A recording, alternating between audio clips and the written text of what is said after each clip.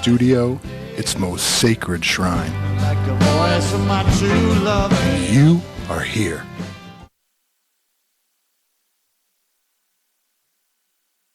Friday at 8. My name is Jack Stoddard. During our Memorial Day Music Festival, we videotape Americana Roots music. This music series is called Jammin' at Hippie Jack's.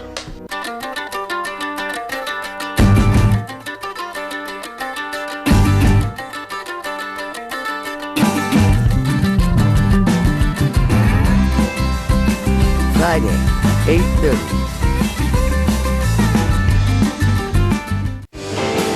Coming up on Austin City Limits. Oh, you can't just wait around for what you want.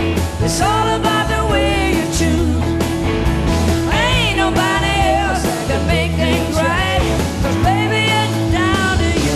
Friday, 9. Down to you, honey. You make it easy to get away. I think this record really has made me look at songwriting differently. You kind of get away with a lot of pop music. You know, you can leave some things up to the imagination. I'm really drawn now to writing songs that are very succinct and still inspiring, but, you know, to the point.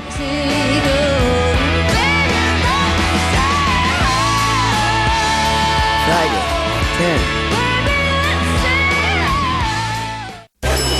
What about a little makeup? Yes, Mr. Selfridge. We will make shopping thrilling. Brilliant. Madness. The biggest and the best department store in the whole world. Nice. They said we couldn't do it. Mr. Selfridge. But we are going to prove them wrong. Saturday at 11. Tonight on KLCS.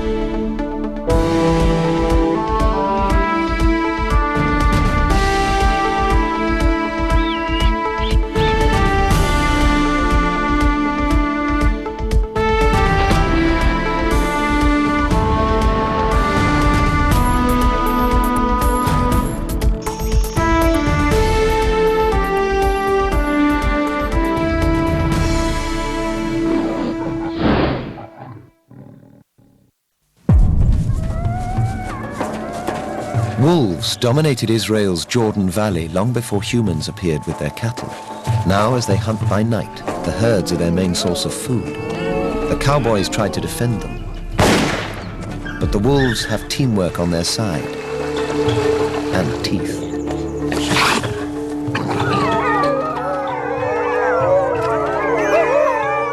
In this valley, the triumph song of the winning team is the cry of the wolves.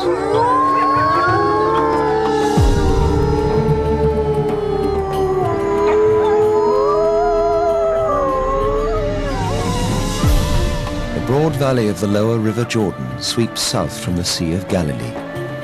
It's well watered and green, prime farming country.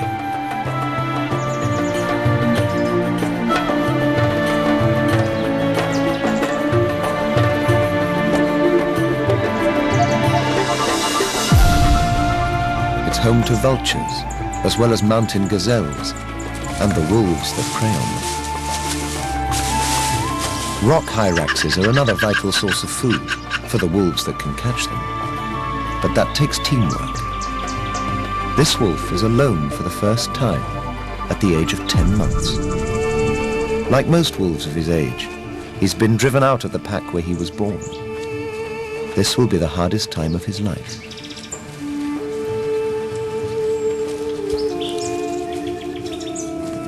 Without the pack to hunt for him, he has a problem finding enough to eat. He has to make do with scraps, perhaps small rodents or even beetles. He might catch a rabbit if he's very lucky. Of course, wolves don't have human names. But to tell this remarkable story, we must be able to follow the main characters. So we'll give this wolf a name just for the moment. Let's name him after King David. In its Hebrew form, David. He started out as a humble shepherd boy and finished by founding a dynasty. David has been alone now for a week or so in the lush grasslands. Wolves are cooperative predators. The lone wolf is a myth invented by people. Without help, he can't come near the food that was his mainstay in his days with the pack, mountain gazelles, gambling against the snowy backdrop of Mount Hermon. He eats herbs and grasses in the customary way among wolves to prepare his stomach for feeding, but there is nothing much else to eat here. The river glides along through meadows that are already showing signs of spring, as David searches for a field vole, perhaps, or an unwary lizard among the grasses and flowers.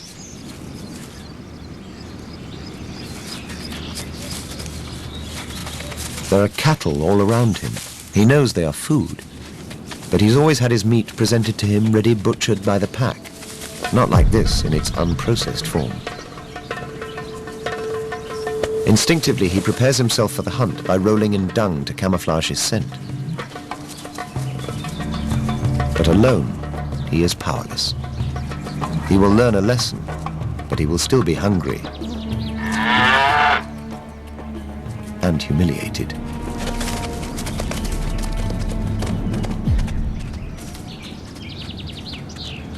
A day or two later, having strayed north into the heights above the Sea of Galilee, he picks up a scent at once familiar and unfamiliar. Another wolf, a stranger, is nearby. It is a female, like him newly exiled from her pack, also trying to find a living alone in the wide valley.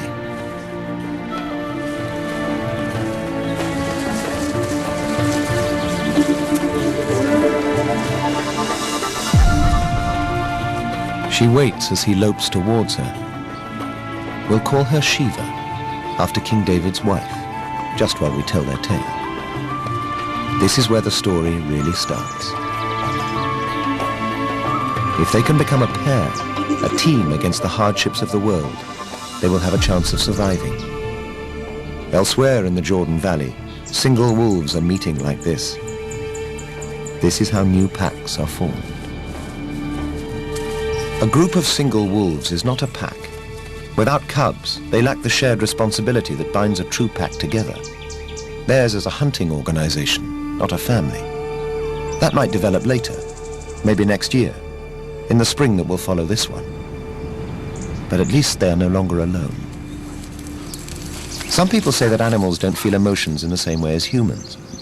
Whether they do or not, judging by their body language, David and Shiva are overjoyed at getting together as they frolic in the sunshine.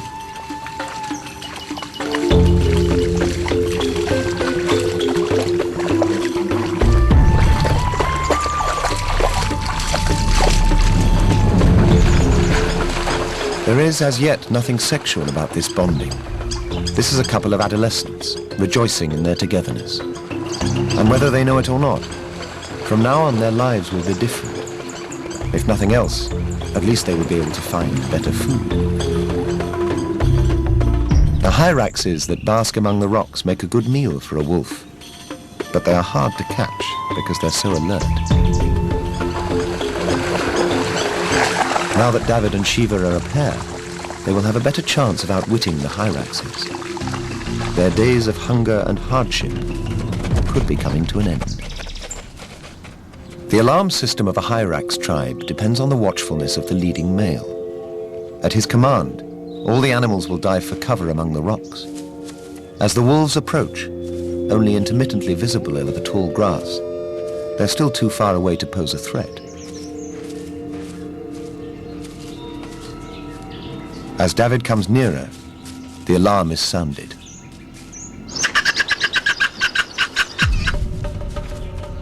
The hyrax scramble out of sight, but one did not see Shiva lying in wait.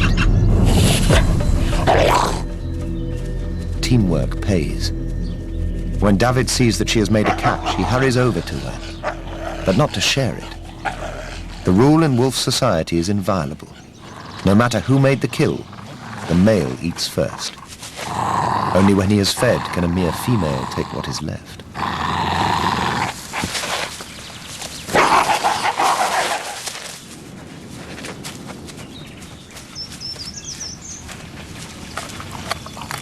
As David feeds, he recognizes that this is a productive area. They will adopt it as their home territory. They might be friends, but not when there is food to be had. Shiva must wait until David has taken all he wants of the hyrax.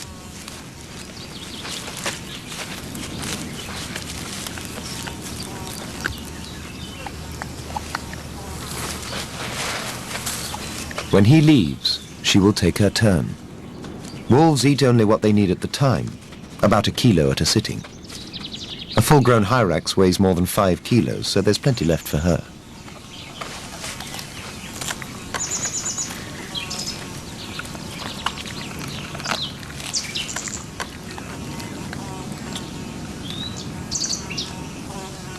When she too has fed, they move off together to explore the place that will become their home.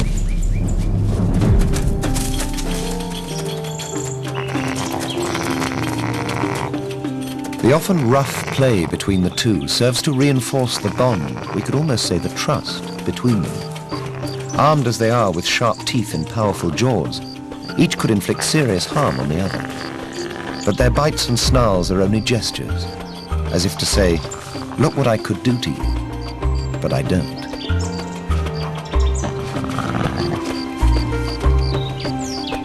Mutual grooming serves a more useful purpose, removing parasites that the other might find hard to reach.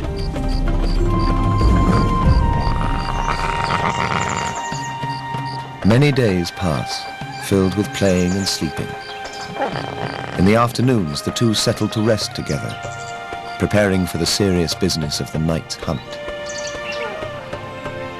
Now that they are a pair, much more of the wealth of prey that the valley has to offer is open to them. They are a well-fed couple of wolves, practiced in the art of hunting as a team.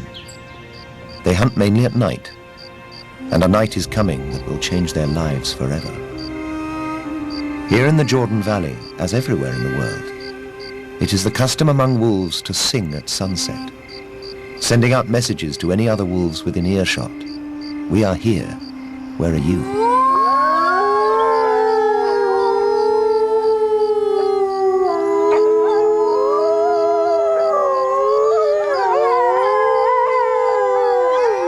Tonight, in early November, for the first time they hear a faint reply. This is unusual. There are barely 100 wolves in the valley's 120 kilometers, and they have never met any of them. This successful gazelle hunt will change their lives forever. It begins like a normal hunting night with an easy kill. As usual, they play together afterwards, romping and rolling once they've calmed their first pangs of hunger.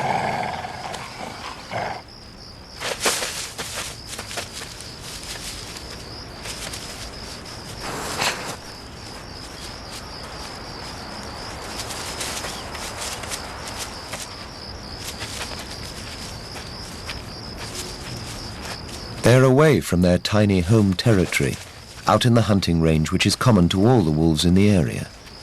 Here, rather like a municipal park bench, the territory belongs to whoever is using it at the time. No group has exclusive use, and none is excluded.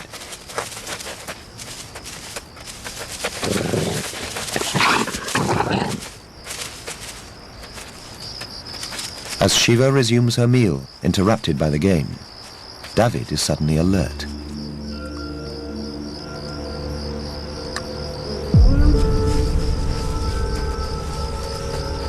His ears and nose did not deceive him. Another group of wolves is closing in on the kill.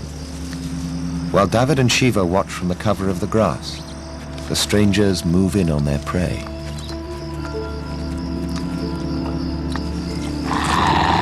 They are wary, but there is no conflict because David and Shiva have already eaten. The newcomers are another singles group, 4 males and 3 females, with their own leader, or alpha male. Soon most of them are feeding, following the ancient code of the wolf. When the alpha is away, whoever is most hungry is most aggressive, and therefore has precedence. The strange alpha male is not among them. David, sensing his status, will not let him pass. They have to decide who's boss.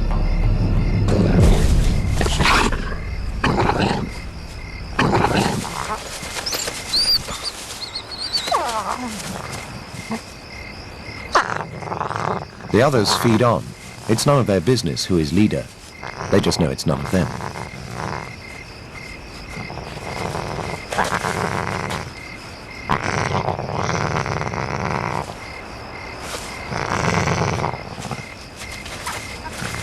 The quarrel is nearly over.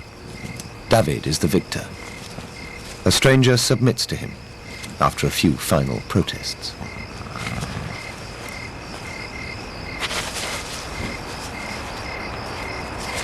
He has backed down, but he won't run away. The advantages of being part of a new, larger group are too great, even if he has to play second fiddle to David.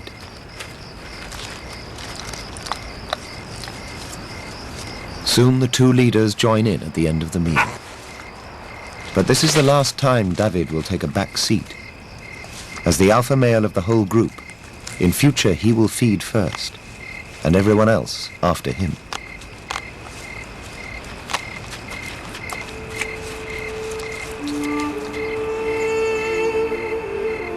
Morning dawns with an angry red glow in the clouded skies of autumn.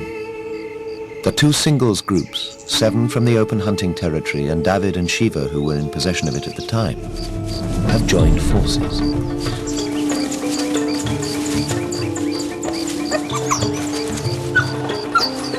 As they travel together, they form new allegiances and determine a new social order amongst themselves.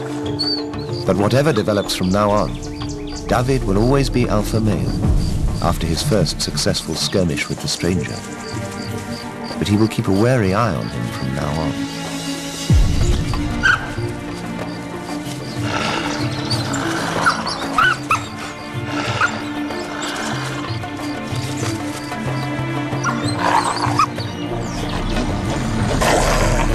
The others may squabble amongst themselves, but David will tolerate no challenge to his authority.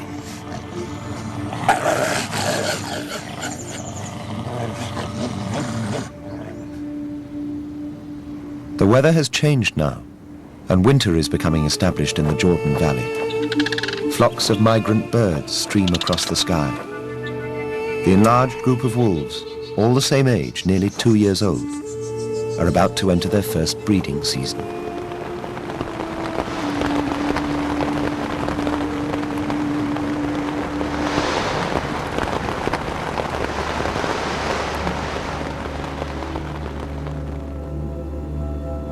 The winter rains turn the valley into a mud bath as the males fight for the right to mate.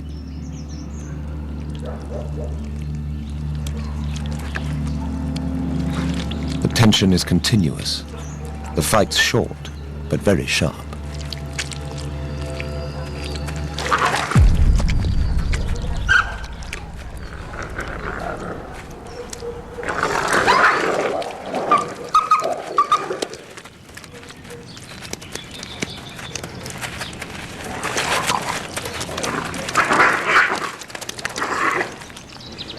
In spite of their apparent ferocity, the fights are ritualized.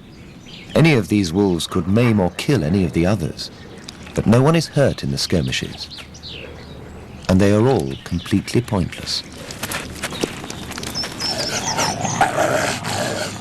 For all the fang showing and threatening behavior, none of the wolves is permitted to mate except the alpha male and the senior female, that is, David and Shiva. All the rest of the snapping and snarling is mere point scoring, perhaps looking towards a future breeding season when David is past his best and likely to be deposed. But that is not now.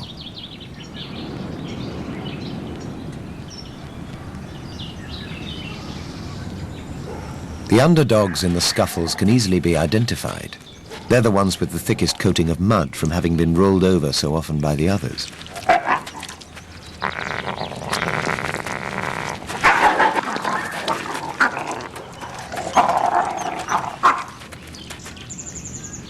Shiva is in season, but not yet receptive, as all the males, including David, will quickly learn.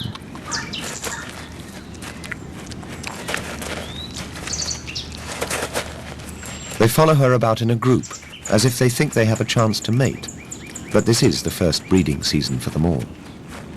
David guards her closely against all the other would-be suitors.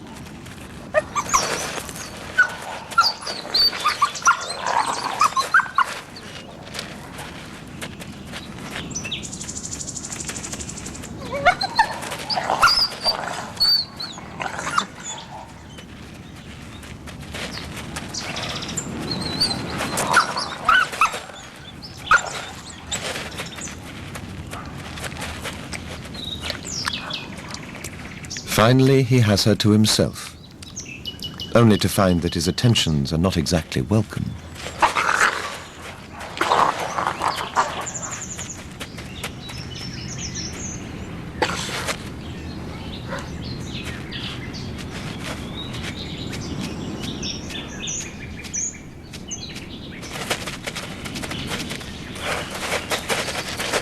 It's a long, slow courtship by wolf standards.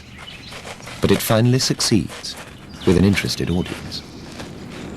The singles group is about to become a family.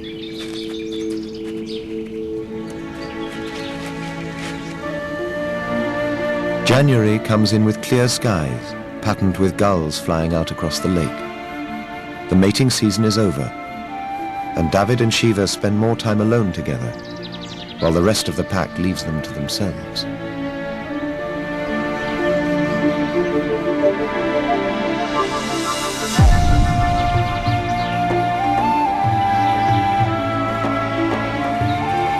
Up on the hillsides, the mountain gazelles are in the middle of their mating season. Theirs is a less organized system than that of the wolves, and the males have to expend a considerable amount of energy in beating their rivals and defending their mates.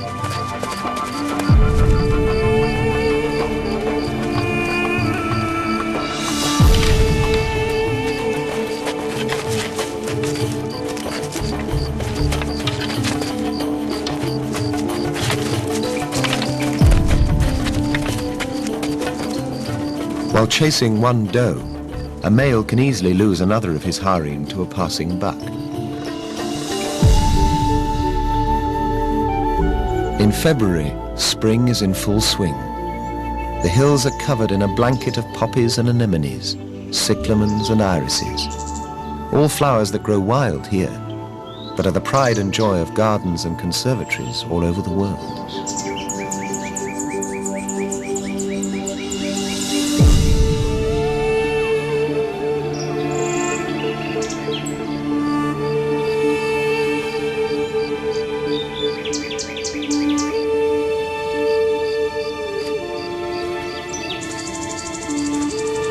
Amongst all this glory, Shiva is barely a month away from giving birth for the first time. She feels slow and heavy, content to rest while others work. Her time is drawing very near. Just as worker bees gather pollen to feed their larvae, there will be cooperation of a similar kind among the wolves. But there are still the vestiges of conflict. The deposed alpha male occasionally challenges David, this time for the remains of a rabbit that David has caught.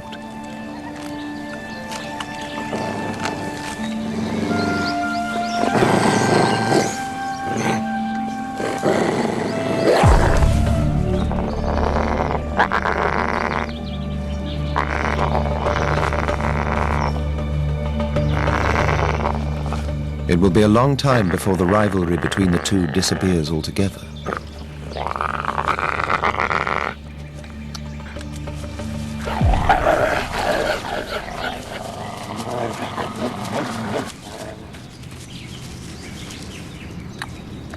The river runs strongly with the spring rains. Now, in late February, Shiva's time is very near. She is hugely pregnant, She will need a den in which to give birth. The other females in the pack dig it for her, while she rests nearby.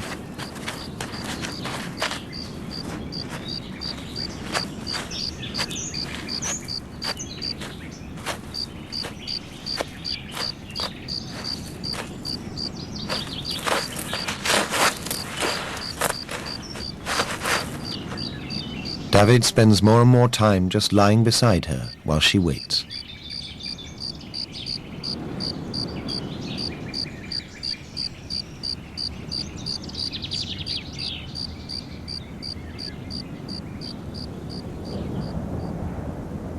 On the cliffs of a nearby gorge, a griffon vulture has a single egg. This is the breeding season for most of the inhabitants of the Jordan Valley.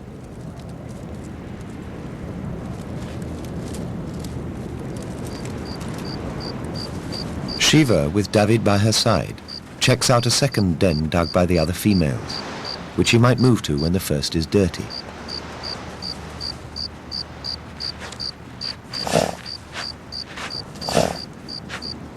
David actually deigns to do a little clearance work himself at the spare den, though he will never enter it.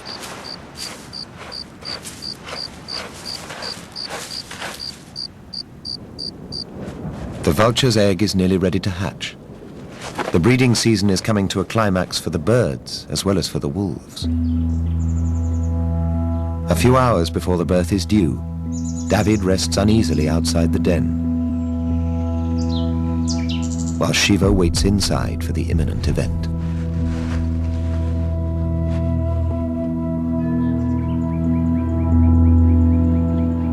With her unaccustomed great girth, she finds it hard to settle in a comfortable position. 62 days after mating, her contractions have started, and they are becoming more and more frequent.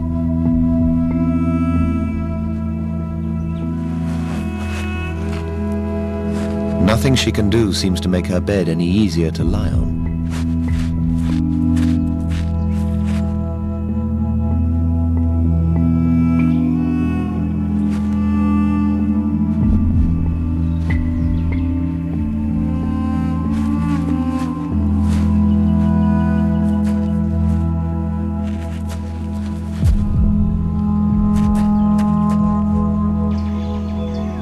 Outside in the sunshine, a bee works on opening a particularly awkward flower.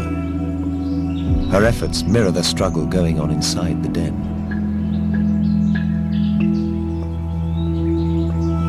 The bee eventually succeeds, and so does Shiva, in giving birth to her first cub.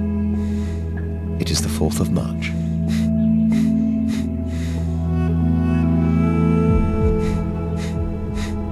Her labored breathing shows the pain that she endures. But in the end, all is well.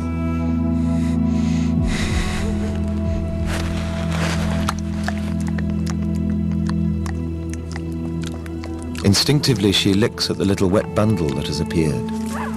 Her deep-rooted instincts must serve her well from now on.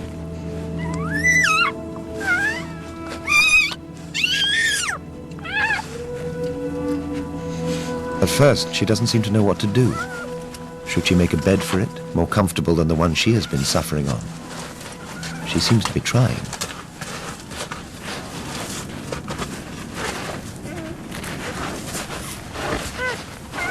In her confusion, she all but buries the tiny creature that has invaded her life.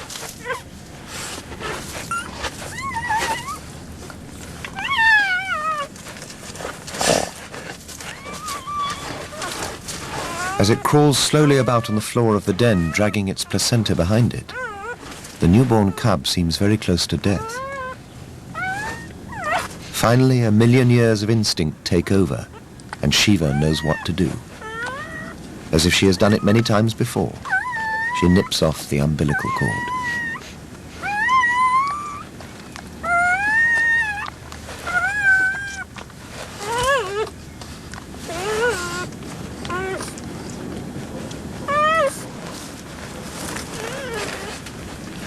It's as if she knows that she should suckle the cub, but they are both new to this game, and neither knows what to do.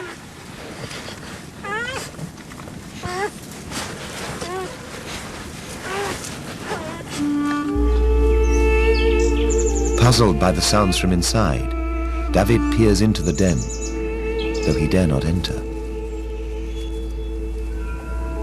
Inside, more of his offspring are finding their way into the world. The births come half an hour to an hour apart. A third cub has been born, into a world that consists mostly of an insistent tongue licking it dry.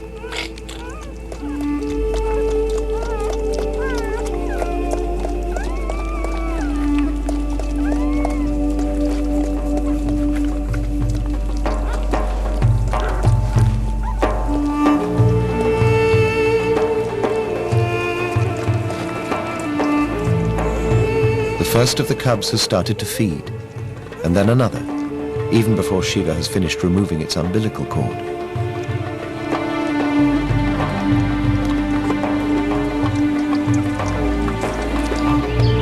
As evening draws on, David waits patiently outside the den.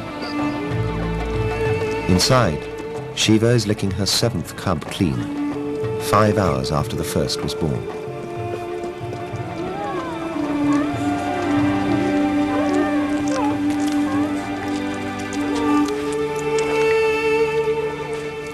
Her instincts have served her well. 7 are alive and feeding. 1 was either stillborn or died soon after birth.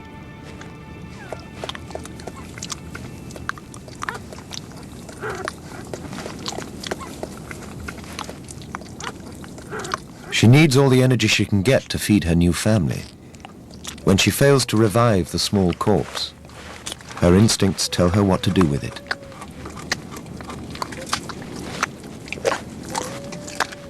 She recycles it to provide milk for the survivors.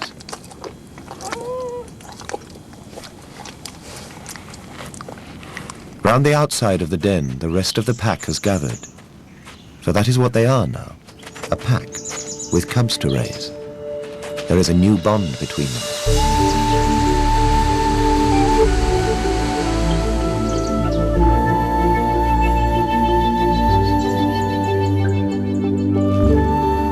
There is new life in the gorge as well.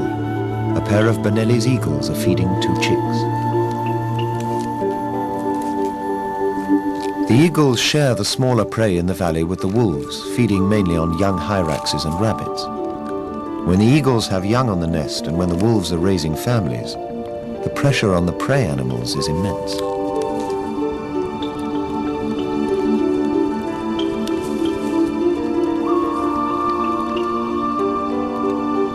The vultures too have a chick to feed, but their food consists of leftovers from the meals of the other predators.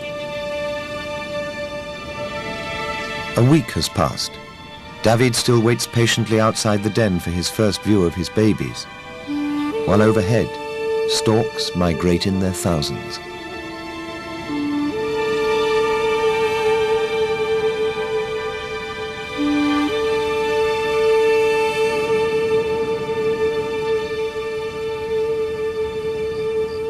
Spring is truly coming in, and life is burgeoning once more. Another link in the food chain is being forged further down the gorge. Wild boars are abundant in this country, where they are protected by a religious ban on eating their meat.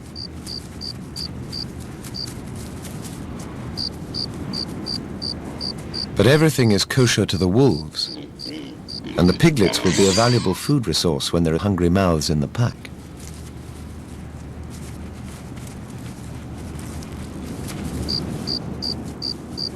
For now, though, the 7 hungry mouths have their own private source of food, in their mother's copious milk supply.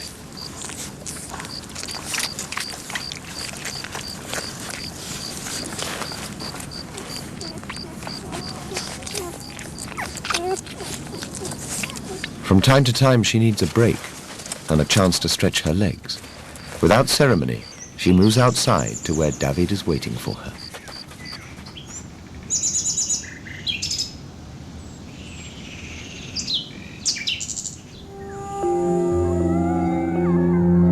The cubs will stay in the den for 4 or 5 weeks before they see the light of day. In fact, for the first 2.5 weeks, they couldn't see it anyway.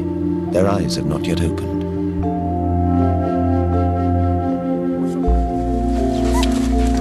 Shiva spends less and less time with them in the den, but she returns regularly to tend to their simple needs, to be kept clean, and above all, to be fed.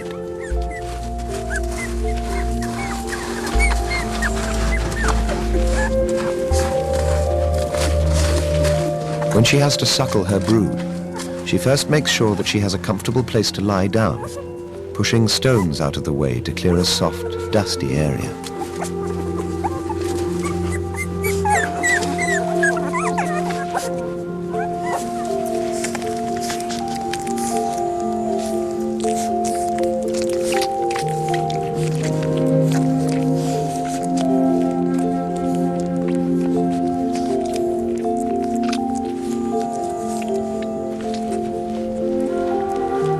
After she has fed them, she has to help each of them in turn to open its bowels by licking gently at its back end. This is the sort of intimate duty only a mother could perform. She comes out into the open more and more often, but no other wolf, not even David, dares to enter the den.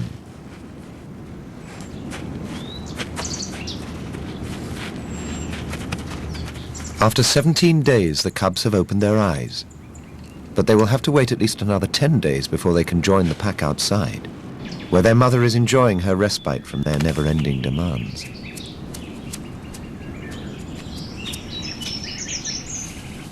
Already, the cubs are beginning to scrap amongst themselves, laying the foundations of the complex relationship of rivalry and trust that is the mark of the wolf.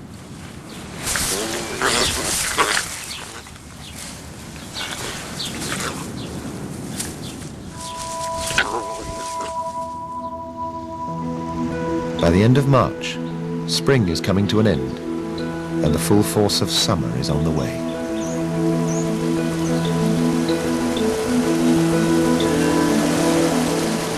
The floods in the Jordan are at their height, and the valley is well watered before the coming dry season.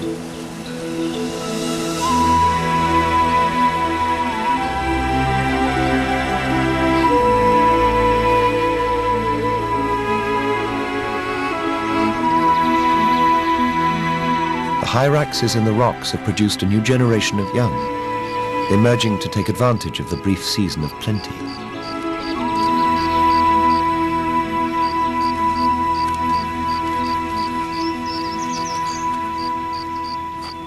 Shiva's cubs are also ready to emerge after 5 weeks underground. Their father and the rest of the pack will greet them with great excitement. This is a great turning point in the life of the pack. David behaves as if he hasn't seen Shiva for weeks, though she's been outside almost all the time for the last few days. It's almost as if he knows that she won't have to go underground anymore.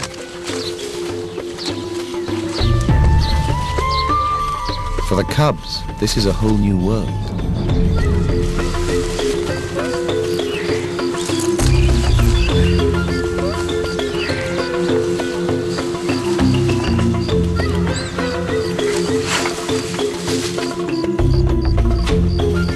One by one, the other members of the pack come to inspect them. It's tempting to think that they are welcoming them to the family. Shiva takes a rabbit into the den for when the cubs go back inside. They can already nibble a little meat, although she will suckle them until they're 7 or 8 weeks old. And as for that duty that only a mother could perform, as soon as the cubs are outside, other female members of the pack will do all they can to help.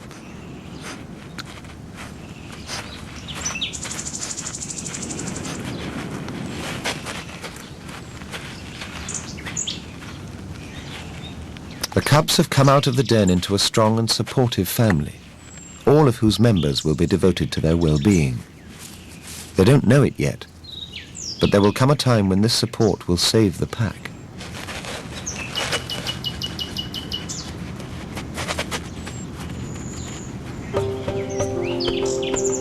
Already the hillsides are taking on the burned brown of summer, but along the river valley the vegetation is still lush and green. The cubs go with the pack for their first exploratory walk within their home territory.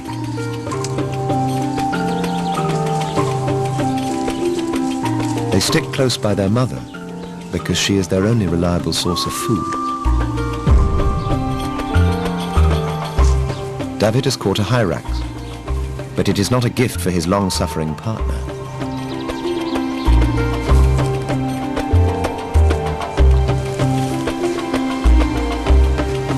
When she comes to share it, the old law of the wolf pack comes into force. No one eats until the alpha male has fed.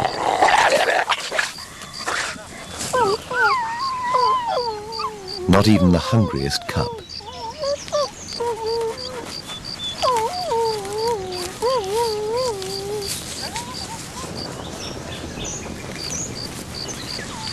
But when he has finished, Shiva ushers the cubs towards the remains so that they can snatch at least a mouthful.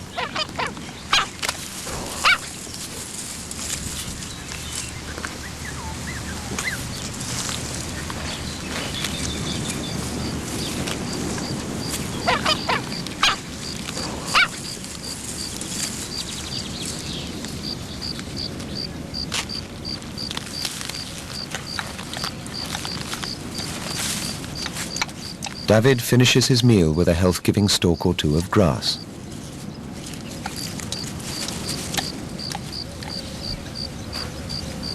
He seems delighted with his new family, playing with his babies singly and together with the utmost gentleness, even though he's never seen a cub before in his adult life.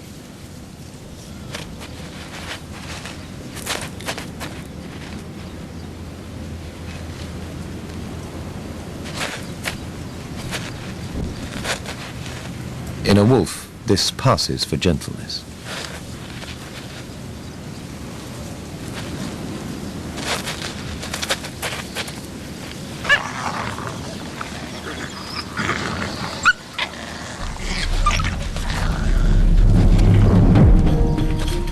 Both parents enjoy a dusty rough and tumble with the litter and with each other in the evening light.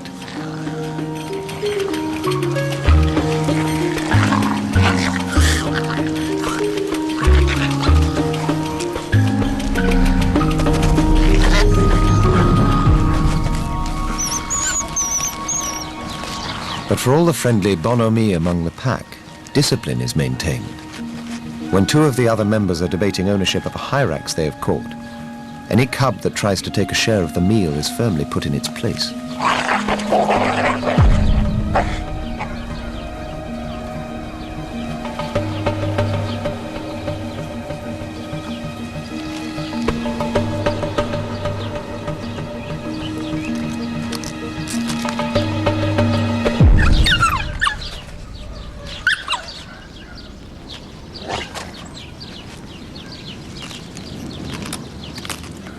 But the cubs are not cowed by the possessiveness of their elders.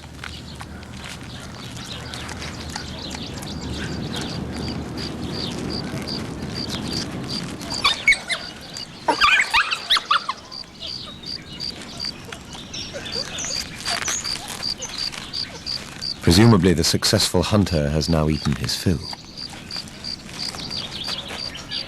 Other returning hunters bring food that is intended for the cubs. They carry it in their stomachs, regurgitating it on demand.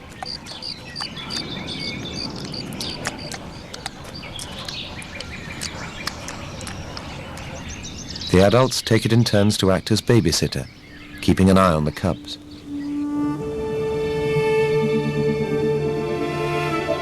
When wolves are hunting, they don't leave much for the vultures, especially when they have cubs to feed. David is returning with food for them. But today, for the first time, the cubs are coming to meet him, led by their mother.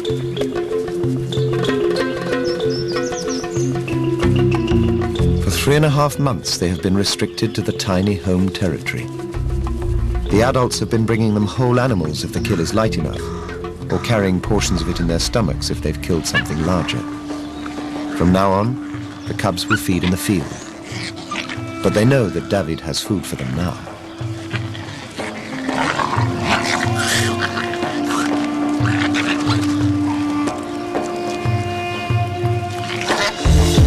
When his stomach is empty, and theirs are full, it's time to play. But their dependent childhood is coming to an end. It will soon be time for them to start playing their part in the hunt. A couple of weeks later, for the first time, the cubs will go out with the adults.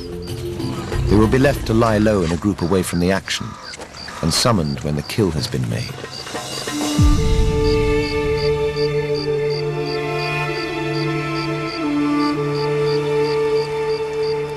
The pack has killed a fine, fat gazelle.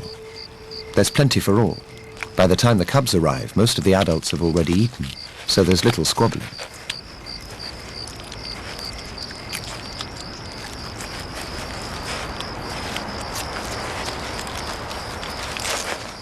There is still an occasional disagreement over a particularly fine morsel, but that is the way of the wolf.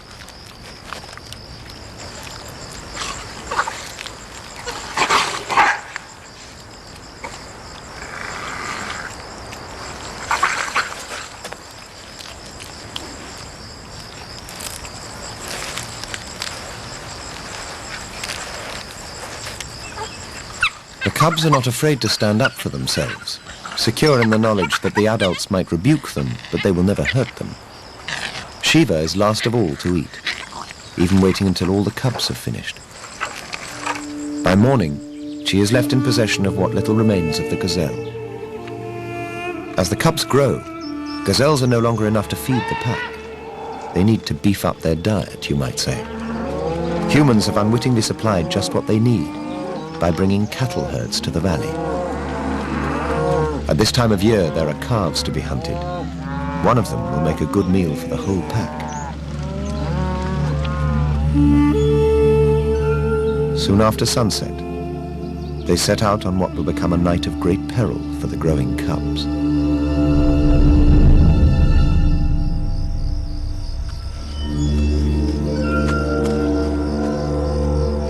It's amazing how quietly 9 wolves can move. The cattle don't even know that they're there. The cubs have been left hiding in the grass nearby.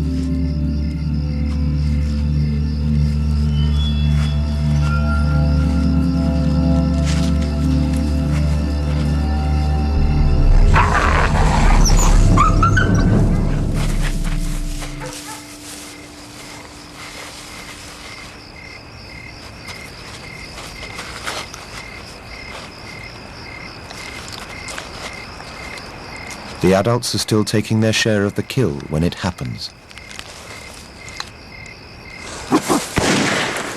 The calf is abandoned in a split second.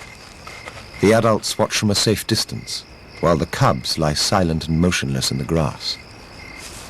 Wolves are a protected species in Israel. The farmers support this, though they may shoot any wolf they see beside a dead animal. They know the ways of wolves, and they soon find the cubs frozen with fear in the grass. They will take them to the authorities to be relocated somewhere far from cattle country. The pack has just lost its first new members. Returning to search for the cubs, David and the others discover that they have lost one of their adult members too, a female who came to feed with them on the night of the great meeting. The farmer has exercised his right to kill.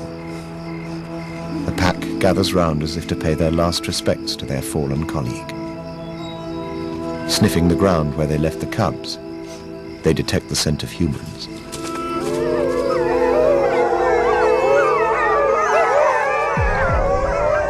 Wherever the cubs are, they will be able to hear that they are not alone in the darkness.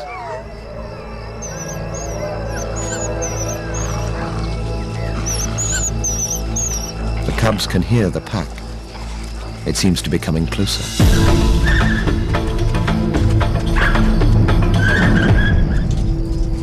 The wire is like nothing they have ever seen before, immune to the strongest bite. But help is at hand. Overcoming their fear of humans, the adults follow the scent of horses and men, and of their own cubs. The loyalty of the pack demands that they act now. The adults find the enclosure, and the cubs on whom the future of the pack will depend. The fence is too high to jump over. There must be another way.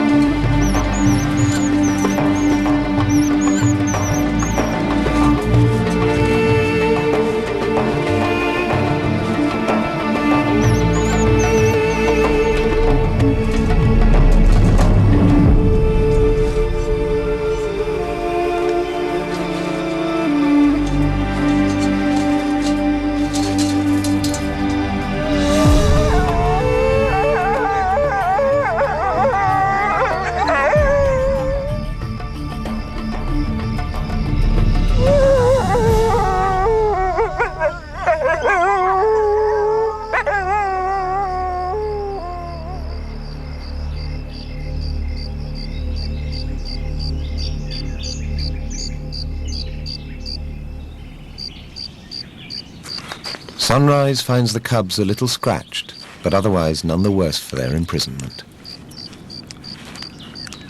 As usual, they sleep all day, guarded by a dozing Shiva and groomed by one of the other females.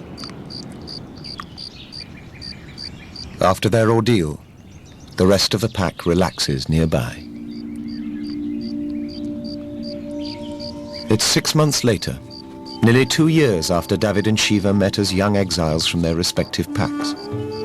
Since then, they've become the heads of a pack of their own. The most assertive cubs, potential rivals to their leadership, have been sent on their way, leaving 2 to help raise Shiva's next litter. Only 2 of the adults are still with the pack. The quarrelsome ex-alpha has paired off with one of the females and left. Another has been shot during a cattle raid. And one has fallen to the biggest enemy of the wolf in Israel.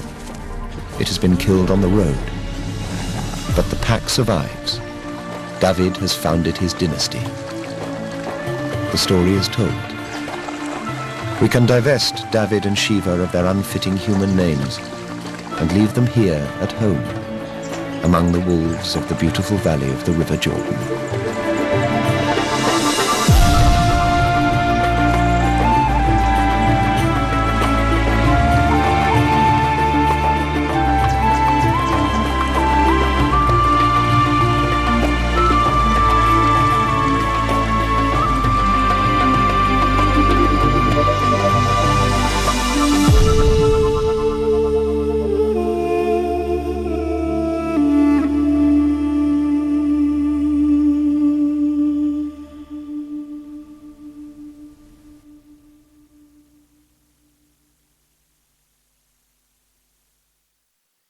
Everywhere you turn, people try to tell you who to be and what to do.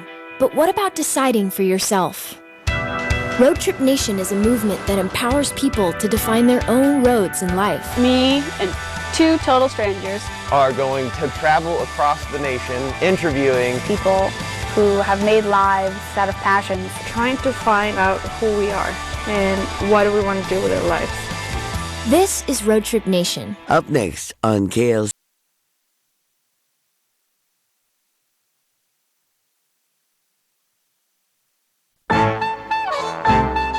Next time, you won't believe what Roadshow found in the Quaker State, Pennsylvania. We never, ever, ever see a progression of needlework. And that they get better with each one. It's just fantastic. Oh my gosh, that's amazing. Really? That's amazing. I'd have never thought that. Don't miss our visit to Pittsburgh next time on Antiques Roadshow. Friday at 7.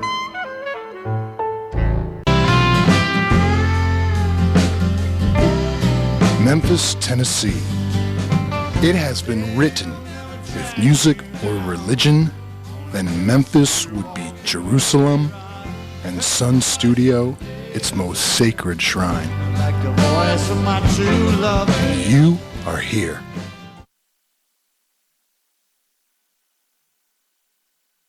Friday at 8. My name is Jack Stoddard. During our Memorial Day Music Festival, we videotape Americana roots music.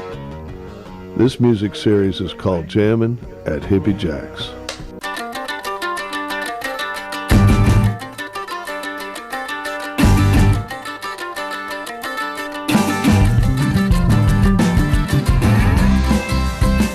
Friday at 8:30. Next time on Austin City Limits. Oh, you can't just wait around for what you want. It's all about the way you choose. Ain't nobody else that can make things right. 'Cause baby, it's down to you. Yeah, mama, a freedom's highway. Yeah, mama, each and every day. Friday at 9.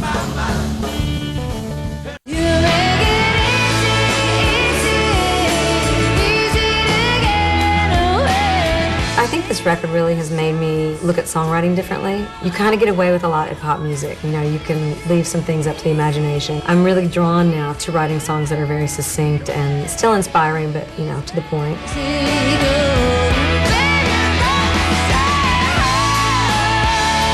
Friday at 10. If you're ultra conservative and you're frozen in your attempts to be successful because of failure, you're never going to achieve what you really need to achieve. You need to let it go. On this episode of Between the Lines, legendary Hall of Famer Cal Ripken Jr.